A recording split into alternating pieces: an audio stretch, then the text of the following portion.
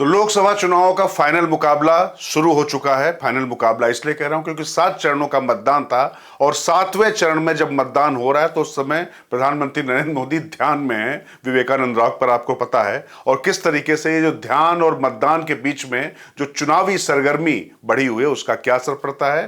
नमस्कार, मैं हूं राजकिशोर। बुलंद भारत टीवी पर जब हम बात कर रहे हैं तो 57 सीटों पर मतदान होने जा रहा है, जिसमें से 25 सीटें भारतीय जनता पार्टी के पास अकेले थी, 5 सीटें उनके सहयोगियों के पास थी। मतलब 30 सीटें इस चरण की 57 सीटों में से भारतीय जनता पार्टी ने 2019 के लोकसभा चुनाव में जीती थी। और इस बार जिन खास सीटों पर मतदान हो रहा है उसमें प्रधानमंत्री नरेंद्र मोदी की भी एक सीट वाराणसी है, जहां से उनके खिलाफ कांग्रेस के प्रदेश अध्यक्ष अजय राय लड़ रहे हैं। और यूपी की 13 सीटों पर ही मतदान है, लेकिन पंजाब पूरे प्रदेश की सभी 13 सीटों में और चंडीगढ़ की एक और मिला लें तो 14 सीटों पर मतदान हो रहा है उस क्षेत्र में। और पंजाब सबसे महत्वपूर्ण राज्य है, मुझे लगता है कि उस लिहाज से, क्योंकि भारतीय जनता पार्टी को पिछली बार वहां पर 2 सीटें मिली थी।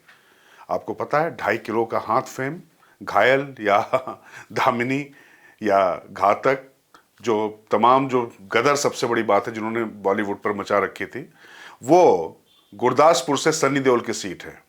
इस बार वो नहीं है वहां पर। वैसे बतौर सांसद उन्होंने कोई गदर नहीं मचाई, बल्कि वो सदमे में ही रहे, ये अगर उनके बारे में कहा जाए। हाँ, लेकिन वहां से कोई सेलिब्रिटी जीतता रहा है। आपको पता है कि भारतीय जो सिनेमा जगत है उसके अगर साक्षात कामदेव कहे जाते थे एक समय में, और रजनीश की उन्होंने मतलब गुरुता भी स्वीकार कर ली थी, उनके शिष्य भी थे ओशो के। विनोद खन्ना, वो वहां से भारतीय जनता पार्टी के लिए सांसद चुने जाते रहे, मंत्री तक बने थे वो। लेकिन इस बार कोई सेलिब्रिटी वहां से नहीं है। लेकिन एक बड़ा सेलिब्रिटी पंजाब में भारतीय जनता पार्टी को मिला है। कैप्टन अमरिंदर, महाराजा पटियाला का परिवार इस बार भारतीय जनता पार्टी के साथ में। पटियाला की वो सीट जहां पर भारतीय जनता पार्टी सपने में भी नहीं सोच सकती थी कि वहां पर फाइट दे पाएगी, वहां पर उनकी पत्नी परिणीत कौर चुनाव लड़ रही हैं। और इस बार जाहिर तौर पे चूंकि महाराजा पटियाला का अपना एक खानदानी सीट रही है और कैप्टन अमरिंदर का अपना एक करिश्मा रहा है, क्योंकि जिस समय मोदी की पूरी लहर भी चल रही थी उस समय भी अगर आप देखें तो कैप्टन अमरिंदर वहां से लोकसभा की सीटें दिलवाने में कांग्रेस को कामयाब रहे थे। अब वो भारतीय जनता पार्टी के साथ में है। तो जो 2 सीटें भारतीय जनता पार्टी का फिगर था उसको कितना वो बढ़ा पाएंगे ये देखना दिलचस्प होगा। आम आदमी पार्टी को एक ही सीट मिली थी 19 के चुनाव में, उपचुनाव की बात मैं नहीं कर रहा हूं, 19 के चुनाव में मिली थी, लेकिन और वो थे भगवंत मान खुद। लेकिन भगवंत मान आज की तारीख में मुख्यमंत्री हैं पंजाब के। अब आम आदमी पार्टी और कांग्रेस, ये ऐसा प्रदेश है जहां पर दोनों के बीच में समझौता नहीं हुआ है। मतलब चंडीगढ़ में जो मनीष तिवारी की सीट है वहां पर आम आदमी पार्टी मनीष तिवारी के साथ है, और उस पर एक भारतीय जनता पार्टी के नेता ने बड़ी जबरदस्त टिप्पणी की। उन्होंने कहा कि एक रेड लाइट क्रॉस करते ही गठबंधन है और एक रेड लाइट क्रॉस करते ही गठबंधन नहीं है। तो इस तरीके से चुनाव लड़ा जा रहा है। तो ये जो आम आदमी पार्टी और कांग्रेस के बीच चंडीगढ़ में जो साथ है वो क्या गुल खिलाता है ये देखने वाली बात होगी, क्योंकि वहां से किरण खेर जो भारतीय जनता पार्टी की सांसद थी, अनुपम खेर की पत्नी, बड़ी सिनेमा स्टार हैं और मतलब आप जानते हैं उनको, टीवी स्क्रीन सब जगह उनको आपने देखा है, बड़ी अभिनेत्री हैं। लेकिन इस बार उनकी जगह वहां से संजय टंडन को टिकट दिया गया है। संजय टंडन वहां के स्थानीय हैं और मतलब उनके पिताजी भी राज्यपाल भी रहे हैं वो। तो कुल मिला के पुराने आरएसएस और भाजपा से जुड़े रहे हैं। उनके सामने लेकिन जो शख्स है वो बेहद दिलचस्प है, वो है मनीष तिवारी। पूर्व सूचना प्रसारण मंत्री रहे हैं और पेशे से वकील हैं। उनका ट्रैक रिकॉर्ड ये कि लुधियाना से वो कांग्रेस से जीते और एक बार वो आनंदपुर साहिब से जीते। और खास बात मनीष तिवारी की यह है कि मनीष तिवारी कैप्टन अमरिंदर के बहुत खास माने जाते हैं। कैप्टन अमरिंदर से उनकी करीबी बहुत रही और आनंदपुर साहिब से जब उनको टिकट मिला था तो कैप्टन अमरिंदर के बिहाफ पर ही मिला था। तो अच्छा, वो लोकल भी हैं। आपको पता है मनीष तिवारी के पिताजी की हत्या जो 84 का जो आतंकवाद था, जो खालिस्तानी आतंकवाद था, उसी सिलसिले में हुई थी। तो उनके भी चंडीगढ़ में रूट हैं। तो ये मुकाबला काफी दिलचस्प हो रहा है चंडीगढ़ का भी।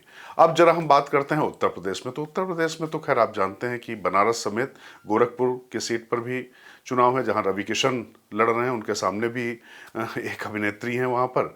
लेकिन बिहार का चुनाव मुझे लगता है कि काफ़ी दिलचस्प है। बिहार की जिन 8 सीटों पर चुनाव हो रहा है उसमें रामकृपाल यादव के सामने पाटलिपुत्र से मीसा हैं, रविशंकर प्रसाद भी चुनाव लड़ रहे हैं जो पूर्व मंत्री हैं, कई बार मंत्री रह चुके हैं, भारतीय जनता पार्टी के वरिष्ठ नेता हैं। इसी तरीके से जो काराकाट सीट है उसकी बड़ी चर्चा है।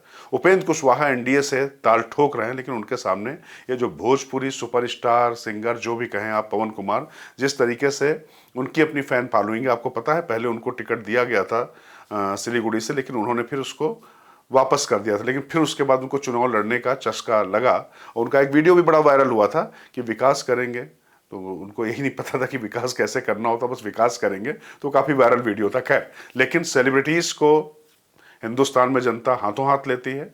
और अब सेलिब्रिटीज़ की बात कर रहे हैं तो सीधे मैं बिहार से अब चलूँगा हिमाचल प्रदेश की तरफ, क्योंकि हिमाचल प्रदेश में कंगना रनौत मंडी की सीट से ताल ठोक रही। वैसे तो भारतीय जनता पार्टी के पास हिमाचल प्रदेश की चारों सीटें थी, लेकिन मंडी में चुनाव कुछ ऐसा हुआ कि वहां पर विक्रमादित्य सिंह जो राजा वीरभद्र के पुत्र हैं, और वहां पर चुनाव काफी दिलचस्प हो गया, क्योंकि कंगना रनौत की जो पर्सनालिटी है, उन्होंने चुनाव को, वैसे तो भारतीय जनता पार्टी में आपको बताऊं अनुराग ठाकुर सूचना एवं प्रसारण मंत्री, उनके पिता प्रेम कुमार धूमल जो वहां के मुख्यमंत्री रह चुके, और अनुराग ठाकुर खुद 2 बार से मंत्री हैं, 5वीं बार सांसदी के लिए ताल ठोक रहे हैं, लेकिन वो भी चुनाव अपने इर्द गिर्द नहीं रखे हुए हैं।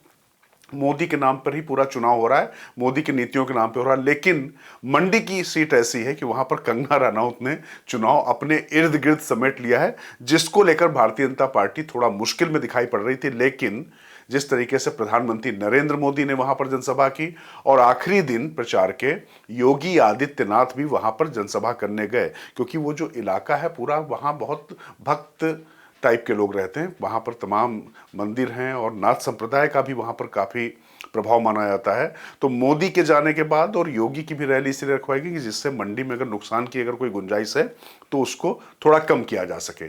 तो ये जो पूरा समीकरण आप देख रहे हैं, तो ये कंगना रनौत के पक्ष में बनाने की कोशिश की गई है, लेकिन कंगना रनौत के जो बयान हैं वो उनको अक्सर विवादों में डाल लेते हैं। अब जरा झारखंड फिर बिहार के बगल में हम अगर जाएंगे तो वहाँ पे आपको पता है कि हेमंत सोरेन जेल में हैं, लेकिन उनके परिवार से जो है उनकी भाभी सीता सोरेन को जो है भारतीय जनता पार्टी ने टिकट अपनी पार्टी से दे दिया, तो वो चुनाव भी दिलचस्प है। पश्चिम बंगाल में भी चुनाव है, लेकिन कुल मिला के इन 57 सीटों में strike rate Bharatiya Janata party को न सिर्फ मेंटेन रखना है, बल्कि उसमें कुछ बढ़त बनाने की भी चुनौती है, क्योंकि इसमें उड़ीसा भी है, बंगाल भी है, जहां से भारतीय जनता पार्टी को कुछ उम्मीदें हैं कि वो ज़्यादा बेहतर सीटें लेकर आ पाएगी। उत्तर प्रदेश में तो निश्चित तौर पर इस पूरे इलाके में बहुत बड़ी चुनौती मानी जा रही, क्योंकि ऐसा कहा जा रहा था कि अगर ये सीट हम छोड़ दें, प्रधानमंत्री की सीट छोड़ दें, तो उसके अलावा ज़्यादातर सीटों पे समाजवादी पार्टी और कांग्रेस यानी इंडिया गठबंधन ने बहुत कास्ट कॉम्बिनेशन के साथ में टिकट दिए हैं, और उस कास्ट कॉम्बिनेशन का जो है वो असर हो सकता है। ऐसे बलिया की सीट की अगर मैं आपको बात करूं, तो बलिया की सीट पे भारतीय जनता पार्टी एक समय फंसी नजर आ रही थी। पूर्व प्रधानमंत्री चंद्रशेखर के पुत्र नीरज वहां पर बहुत संकट नजर आ रहे थे, क्योंकि वहां पर जो सनातन पांडे हैं, सनातन पांडे की अपनी पकड़ भी अच्छी है, और वो मतलब उनको लेकर माना जा रहा था कि बहुत ठीक ठाक तरीके से आगे बढ़ रहे हैं। लेकिन अगर ये सब इतनी आसानी से विपक्ष कर ले जाए तो फिर भारतीय जनता पार्टी में चाणक्य यूं ही तो अमित शाह नहीं कहे जाते हैं। अमित शाह ने जिस तरीके से वहां पर अपना दिमाग लगाया, और समाजवादी पार्टी के बड़े नेता नारद राय को अपने साथ लेकर चले आए, निश्चित तौर पर नारद राय के साथ आने के बाद इस चुनाव में पलड़ा कम से कम नीरज का भारी होता दिखाई पड़ रहा है, वरना इससे पहले सनातन पांडे वहां पर बढ़त में दिखाई पड़ रहे थे। तो ये कुछ महत्वपूर्ण सीटें थी जिन पर मुझे लगा कि आपसे चर्चा करना जरूरी है। प्रधानमंत्री नरेंद्र मोदी समेत कई सेलिब्रिटी भी हैं यहाँ पर, लेकिन सबसे दिलचस्प बात यह है, चुनाव प्रचार खत्म होने के बाद हर अगले चरण के लिए चुनाव होता तो टीवी के स्क्रीन पर नरेंद्र मोदी, अमित शाह, राहुल गांधी या अरविंद केजरीवाल या जो तमाम लोग बोलते और सुनाई पड़ते थे, देखे जाते थे। पर अब चूंकि चुनाव प्रचार पूरी तरीके से समाप्त हो गया था, तो प्रधानमंत्री मोदी ने मौन धारण कर लिया, ध्यान लगा दिया कन्याकुमारी जाकर। अब लेकिन आप मान कर चलिए कि ये जो ध्यान है ना और ये जो योग मुद्रा है ना, ये कुल मिलाकर विपक्ष इस पर इतना बैंड बाजा बजा रहा है, इतना शोरगुल मचा रहा है कि मोदी को भी अपना प्रचार इतना नहीं करना पड़ा जितना प्रचार उनके विजुअल्स का उनके लोग कर रहे हैं। आप ट्विटर हैंडल देख लीजिए, फेसबुक देख लीजिए, इंस्टा देख लीजिए, तो मीम बनाते हुए तमाम चीजें इस तरीके से नरेंद्र मोदी की छाई हुई हैं। और टीवी में जाहिर तौर पर कैमरे से फोटो उनकी आ रही है। अब एक अलग बहस भी यहां पर चल गई कि भैया ये बताओ कि ये कोई ध्यान करने जाता है, जैसे ममता बनर्जी ने कहा कि कोई ध्यान करने जाता है तो क्या कैमरे साथ लेकर जाता है? तो भाई भारतीय जनता पार्टी की भी आईटी सेल कोई मतलब खाली तो बैठी नहीं हुई थी, बल्कि यही काम करते रहे वो लोग। उन्होंने तुरंत जो है इंदिरा गांधी की इंदिरा गांधी की फोटो दिखा दी कि भैया ये वैष्णो देवी देखो, एक कैमरे के साथ गई थी। इसी तरीके से राहुल गांधी राजघाट में बापू की समाधि की परिक्रमा कर रहे हैं और उनके आगे आगे जो है वो कैमरामैन दौड़ा और दूसरे कैमरे से वो शूट किए जा रहे हैं। तो कुल मिला के जो बड़े लोग जब जाते हैं तो निश्चित तौर पर उनके साथ कैमरे होते हैं। लेकिन ये जो ध्यान और योग की सियासत के बीच में 57 सीटों पर यह मतदान हो रहा है, इसका कितना असर पड़ेगा, कितना असर नहीं पड़ेगा, ये देखना दिलचस्प होगा। लेकिन एक बात जरूर है, ये चुनाव इस लिहाज से जरूर याद किया जाएगा क्योंकि आज जो रिपोर्ट आई है पूर्वांचल में किस तरीके से होमगार्ड और पुलिस वाले डिहाइड्रेशन की वजह से, गर्मी की वजह से उनकी मृत्यु हो गई, उनका निधन हो गया। तो इतना लंबा चुनाव खींचना, और अगर ये खींचा जा रहा है तो इस पर मुझे लगता है कि इन चुनावों के बाद जरूर चर्चा होगी, क्योंकि एक ऐसा विषय है, क्योंकि मतदान बहुत जरूरी है, लेकिन इतना लंबा क्या इसको खींचा जाना उचित था, ये एक बड़ा सवाल इस 7वें चरण के बाद उठेगा। क्योंकि लोगों की मृत्यु लू से और जिस तरीके से आसमान से आग बरस रही है उससे हो रही है, तो निश्चित तौर पर ये कहीं ना कहीं लोकतंत्र के महोत्सव में कहीं ना कहीं एक वो डालता है, कालिमा लाता है, उसमें एक तरीके का रंग में भंग डालता है। तो ये मुझे लगता है कि एक बड़ा विषय होगा जिस पर चर्चा करेंगे। लेकिन अब इन 57 सीटों के मतदान में किस तरफ मतलब ऊंट करवट लेगा ये देखना होगा, क्योंकि इससे निश्चित तौर पर 400 पार का नैरेटिव तो इस समय जो पहले गया था वो कहीं पीछे जा चुका है। लेकिन सरकार में किसको कितनी बढ़त मिल रही, इंडिया का दावा कितना मजबूत होता है, एनडीए का दावा कितना मजबूत होता है, वो इस चरण में काफ़ी महत्वपूर्ण होगा। तो अभी मुझे दीजिए नमस्कार, मैं हूँ राजकिशोर, इजाज़त। और बुलंद भारत टीवी देखते रहिए, कमेंट बॉक्स में अपनी राय दीजिए और हमें बताइए कि आपको ये खबर कैसे लगी, क्योंकि बुलंद भारत टीवी हम है ताकत आपकी।